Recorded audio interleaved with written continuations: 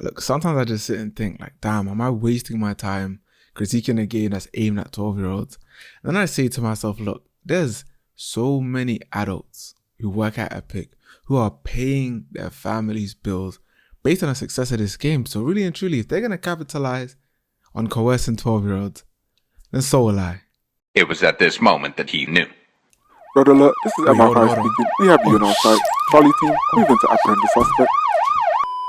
So before we get into today's topic, man, if you want to get a summary of the videos before watching the entire thing, I'm trying out this new thing on Twitter, which I'm calling TLDW, which stands for Too Long Didn't Watch, which summarizes the video. And while you're there, guys, why don't you drop me a follow on Twitter for banger tweets only, man. I'm trying to get myself up to 200 followers on Twitter. I'm trying to grow the Twitter, so definitely go ahead and check that out. And without further ado, let's head into the video. So there are three main reasons that creators are compelled to improve their art. The first is inspiration, the second is competition, and the third is critique.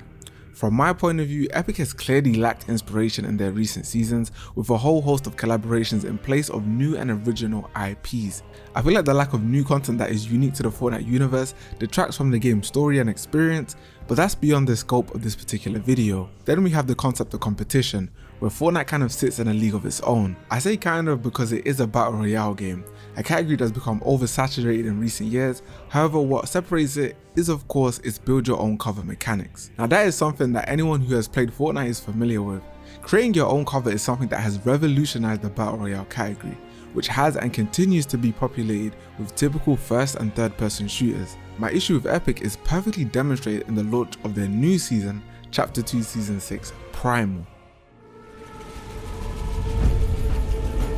No matter how isolated we are, there is a primal force that binds us all. It is no secret that player sentiment within the community is trending negatively season by season, which shows that Epic can't continue to rely on the gimmick that separated them from past prevailing battle royales like PUBG and H1Z1. This segues perfectly into the third reason for improvement, critique. Now for the sake of not sounding too hypercritical of Epic, I wouldn't say that I am a fan of Fortnite at the end of the day. I've poured countless hours into it and even decided to make over 30 videos dedicated to the game. There are a lot of things that they've done right in Chapter 2, however it's no secret that popular creators, pros and general consumers are slowly getting tired of the direction that the game is heading towards. Oh, what's that? Evidence? You want evidence, you say? Let me see what I can find. It's never been as bad as it's been right now. The pro players are upset. The content creators are upset. What's going on, man? I feel like there's no communication right now. It's so, this game is so stupid, bro. Like the community, these little kids, it's just so dumb. It really is, man. It's not fun. Like a lot of the people, I believe, the transition from Chapter 1 to Chapter 2. Towards the end of Chapter 1, I was already falling out of love with the game. It became more stressful than anything. My allure for signing out every day was fading away. No secret, I hated the mechs in Season X. All jokes aside, even though it's still early doors in the season, I'm genuinely concerned with the direction the game is heading towards and some of the practices that Epic uses to promote new seasons. Let's take a dive into Fortnite Season 6 so far and try and break down Epic's plan. That's our ticket home. Do not make me regret this. And get that looper ready. We don't have much time. One thing about Epic that I've noticed is that they have the tendency to introduce something that is completely broken or to remove something that was beloved last season at the start of a new season. So there's people on Twitter who post something to get a reaction just so they can farm, impressions and clicks. Except in Epic's case, I assume they do it to get people who haven't played the game recently to log back in so they can check out this new broken thing that people are talking about. This can then lead to them purchasing a battle pass or an item from the item shop. Shameless plug, use code FUJI1K if you're going to be buying anything. Shame! Shame! Shame! Shame! After people have logged in and have spent their or their parents' hard-earned moolah, they've gradually updated the season towards a more balanced experience. Let's take a look at this clip of the new makeshift shotgun, for example. You guys want to see the meta? I'll show you guys the meta, if you are curious on it. So basically that is the meta of this dog shit. Now look, this is all just speculation. I don't know the actual reasons behind it, but if this tactic wasn't already obvious, it's pretty clear now. But here's the problem. Assuming that Epic's reasoning for this is to get people excited to hop back in the game, they have to pretty much rely on that controversy alone to drive people to the game. But what if we, the consumers, are tired of Epic's schemes, lack of communication, and overall unwillingness to fix issues that continue to plague the game? Well, I'll tell you what happens. We find something else that's worth investing our time into and rarely ever look back. Case in point, all of the ex-pros and creators who have flourished in other games like Valorant and Warzone. Don't let the event participation numbers fool you.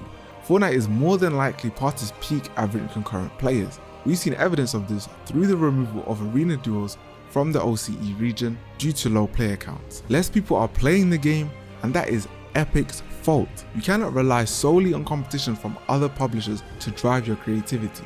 There needs to be more inspiration and innovative thinking from within the organization itself, alongside community-driven decisions. Before I trail off into a rant, I'm going to highlight what I think are backwards changes brought about in Season 6. You again? Never mind. Look sharp. We're saving reality. Now I don't know about you, but I really enjoyed the shotgun meta that developed towards the end of Season 5. I believe that was the most diverse range of shotguns we've had in the game at one time, which allowed the player to choose a shotgun that was complementary to their playstyle. Furthermore, there was even a greater reason to use the charge, tactical, lever action, or dragon's breath, as the meta was the most balanced I had seen it in a while. I personally preferred taking the tac or the lever shotgun, but I knew that the other two shotguns were also extremely viable. This is in contrast to seasons in the past where you were at a big disadvantage if you didn't have the most dominant shotgun at the time. Nothing in the meta last season was crazy overpowered, and each playstyle was rewarding in its own way. This brings me to the current season, where Epic has chosen to remove all of these shotguns in favor of a new shotgun, the makeshift, which can then be upgraded via a new mechanic to the most recent iteration of the pump. Now look, I'm all for new mechanics and I love seeing Epic innovate, but in my opinion, they're innovating in a backwards sort of way. Let me explain. The ability to upgrade has been experimented on in the past through upgrade machines, gold bars, and now cogs. Essentially, these are all iterations of the same concept. Instead of new and fresh ideas, the same features are just being recycled. Epic are sort of reinventing the wheel instead of making a new concept. You can't keep getting away with it!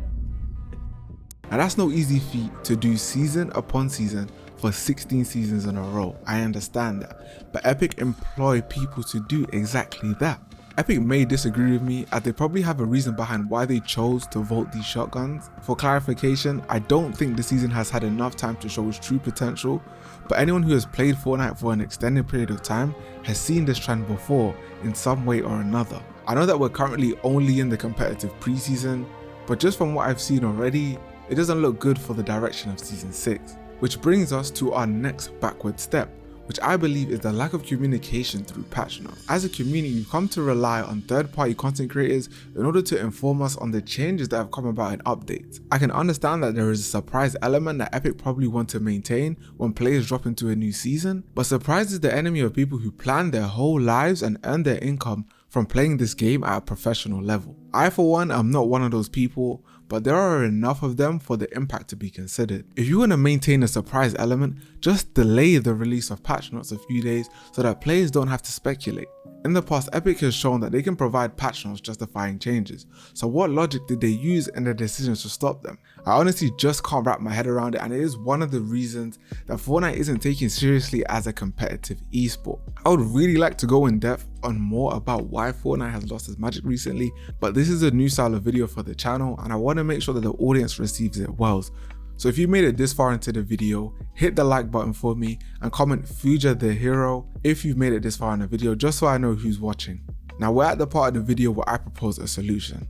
I'm not just a man of problem, I do want to actually see Epic succeed, so I want to throw some ideas into the air just to see if any of them may stick. Now if Epic truly cared about delivering the ideas in a balanced way that gets people excited, they could create some sort of beta testing program so that they can float around and experiment with ideas before bringing them to the market as a whole. I know that they kind of do this already with the competitive preseason, but we had no real say on what was going into the game before the season had started. We're kind of already in season 6 and the Primal and all those things have already been introduced. That doesn't really count. One solution I had for this was through the Fortnite Crew subscription. If you didn't already know, this is a monthly subscription that players can choose to buy into for £9.99 a month or $11.99 a month.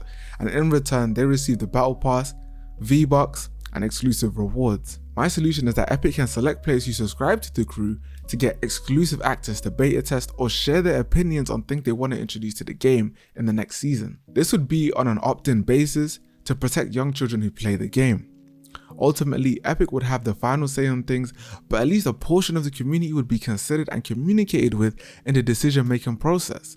Alternatively, players could be given the option to vote for a panel of creators to represent the community as a whole.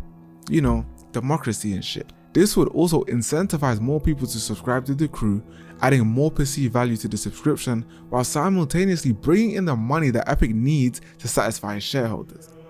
Don't forget that this was one of the great appeals of events in the past, like the unvoting event where we got to vote on the guns that were unvoted, resulting in the return of the drum gun. This testing program would be on a smaller scale in comparison to the event, but equally as valuable.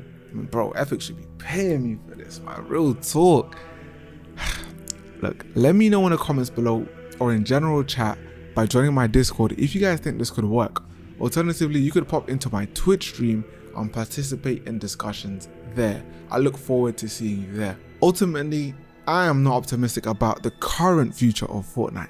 I will become optimistic and more willing to invest time into the game if and when Epic shows that they are consumer focused through some future action.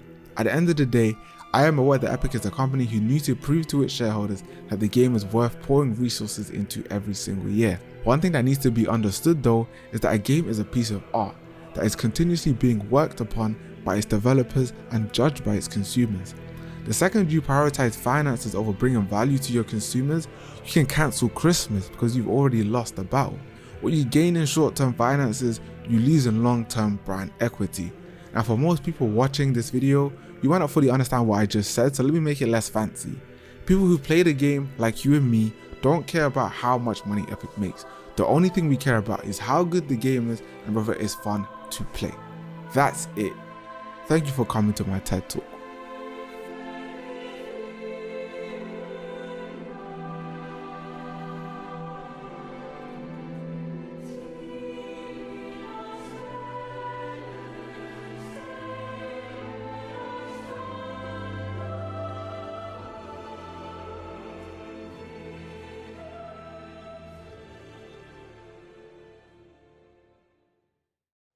Where do you go to when you feel that way? When you're burned out and you're like, I need that extra energy. Like, is there a particular thing that you do or something that kind of like gives you that extra fuel? Man, man, for real, I don't know, bro. Like, you gotta tap in mentally to different places, you know what I mean? But I just, you know, I might leave and come back. Sometimes I just come back. I get my energy straight and come back, you know what I'm saying? That's probably my secret. I always come back.